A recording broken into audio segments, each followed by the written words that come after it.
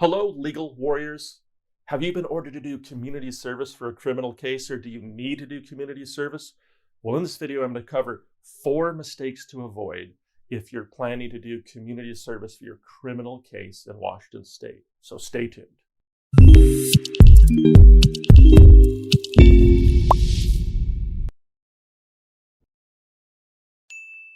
Hey there, my name is Lance Fryrear, and I'm a criminal defense attorney in Linwood, Washington. My law firm's been defending crimes all throughout Washington State for more than 20 years, and we often run into that question. How do I do community service? And we see clients who need to do it, and we can see 4 common mistakes made for people who are ordered to do community service. So I'm just going to jump right into it. What's the biggest mistake? Mistake 1.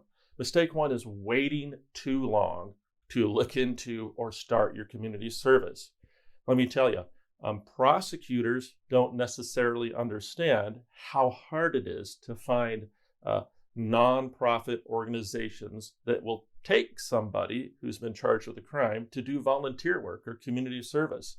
I know myself, I started my career as a prosecutor. For the first 7 years of my job, I might suggest community service, and I might just throw out numbers, do 40 hours, do 20 hours, do 80 hours. Never having a client, because most prosecutors start there without having clients. I didn't really get it.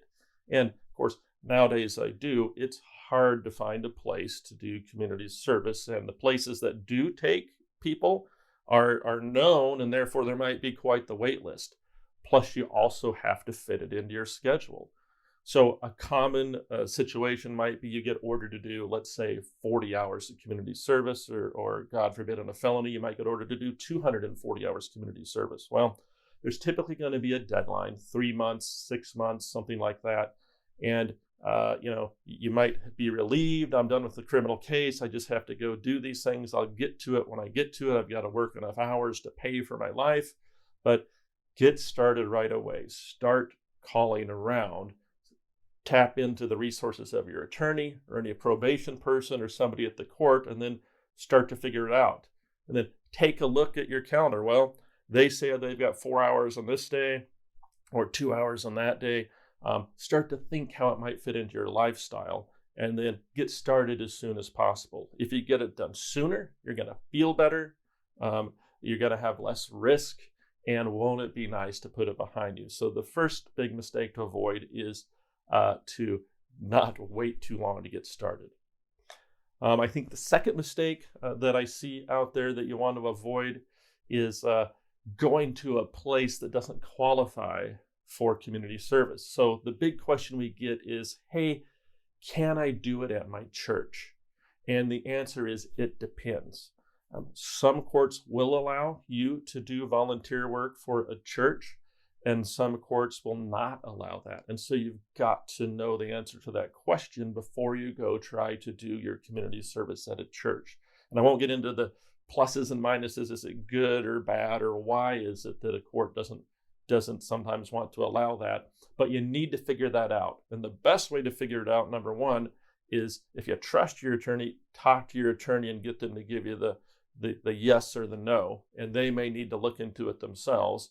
Or if you don't trust the attorney, or you don't have one, then you need to get a hold of the probation department. It's the primary place at a court if they have a probation department. And 2, if they don't have a probation department, you need to talk typically to a court clerk and see what they typically accept. If you can't get a straight answer out of them, you can note a motion to ask the judge. You have to get back on the calendar. Or you could play it safe and just not do it at a church. But we don't want to see the nightmare situation where you spend 40 hours doing very hard volunteer work, very meaningful volunteer work, and then the court doesn't take it. Now you've got to start over, or they penalize you because you didn't do it. So I think that's the second mistake to avoid. So try to be safe, try to be careful. We want you to do work that's meaningful to you, but we want the work to count. Okay? So the third mistake that I see people make is not getting their community service recorded properly so the court will accept it. Because again, why we're doing this in this particular instance is to satisfy a court requirement. And each court is a little bit different about what they require for proof of community service. But most courts are going to require, at a minimum, some type of written proof on the letterhead of the nonprofit agency. They're going to require the dates that you worked, the hours that you worked, a general description of what it is you did, and then the total hours worked. And it's typically going to need to be signed by some person with authority of that organization. So that's a lot to get on there. And a nonprofit that's used to doing this for court may already have it figured out for you. But if it's somewhere that doesn't do a lot of this, it's on you to tell them what it is that you need for the proof. And also, you want to check in with the probation department or the court to see, is there an expected type of proof that they want? Some places, like in Kittitas County, they've got some pre-made forms that get filled out, which you can use, and then you're pretty much covered.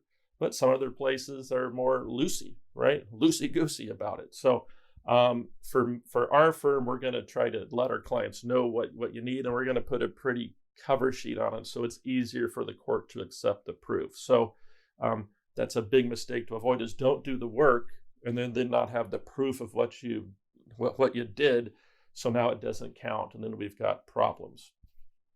And I think the final mistake we see, mistake 4, so thanks for watching this long, really, to put it simply, is giving up. You get behind, you don't think you're going to be able to get the hours done by the date. And this is common because maybe we didn't listen to step 1 or step 2. It seems hopeless. Well, if you can do something, if you can get something done, hopefully your attorney is going to be able to get you some more time. Because typically what happens, unless this is, do the time or serve jail, but typically what happens is once the court sees you've missed a deadline, they're going to set a review hearing for you to come in. And that review hearing might be a month out. And so a practice point or a little secret is, hey, if you can get it all done by the review hearing, which might be a month or more out, usually all's forgiven. And if you're close, if you just keep working, if you're close, your attorney may be able to get you a little bit more time. I'm filming this during COVID. It's harder to find places to volunteer during COVID for obvious reasons. And so therefore, a court is more likely to give you some more time. But if you've just given up and you've done nothing, think about it. If you were the judge and you've given a defendant or somebody, 6 months to get something done, and they show up 6 months from now and they've done nothing, are they going to buy any excuses? Are they going to give you any more time? Much less likely than if you've actually done something. So that's the 4th mistake. So community service can be done. If you get started right away, we see most people be successful with it. And a little, bonus number 5, not a mistake, but a tip is, hey, try to do it somewhere that means something to you. Okay, you won't resent it. You'll get more out of it. You'll feel better because of it. So if you are a big hiker, maybe you can get a hold of the Washington State Parks and see if you can clean the trails, right? If you're an animal lover, maybe you can volunteer at PAWS or somewhere, some type of animal rescue. I've seen ferret rescues where we've had clients volunteer. If you're into helping the public with hunger or homelessness issues, there's the food bank. A food bank is a really great choice where you can try to get some hours in. So if you can find somewhere that's meaningful for you, you're going to feel better. You're going to do better, and you're going to be better for the people you're helping. And I can tell you, plenty of our clients have continued to volunteer on their own when they've done the original volunteer work at a place that they find meaningful and they think is helping the community. So thank you so much for watching this.